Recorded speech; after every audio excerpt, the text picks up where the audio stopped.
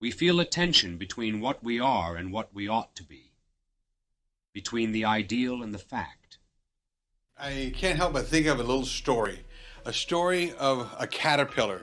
And this caterpillar wakes up in the morning and is just, he's just moping along and just inching his way around the tree, looking for another leaf maybe to eat. And the only thing he knows is about himself and about eating, feeding himself. And he has no real deep feel for himself. He's just this consumer, this worm, and he sees himself as nothing more than a worm. And along comes this butterfly who comes next to him and begins to flatter his wings and says, "One day you will be a butterfly." And that caterpillar looks up and thinks, "Oh, what are you talking about? How could I possibly change natures? How could I go from worm to butterfly, from a crawler to a flyer? There is no way." And the butterfly says, no, there is a way. There is a way. You're going to have to stop that eating for a minute, and you're going to have to put yourself in a place, and something's going to happen to you. And there's going to be the thing called a cocoon, and it's going to begin to surround you, and it's going to come through you.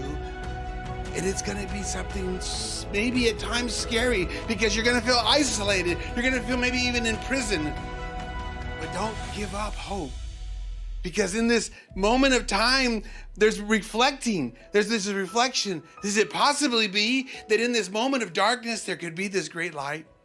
For surely I will tell you that there will be a day, and you will wake up and you will spread open that cocoon, and out will come something that you could have never imagined on your own wings.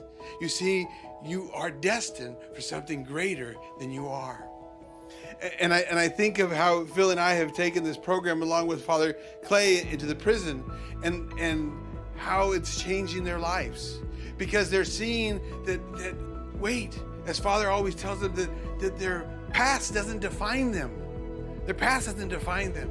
And a prayer that we begin to pray with them is that we're here not because of the bad we've done, but for the good we've yet to do.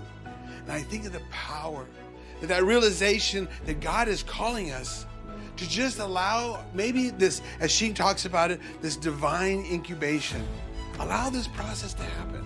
Open yourself up by looking to your neighbor and discovering God.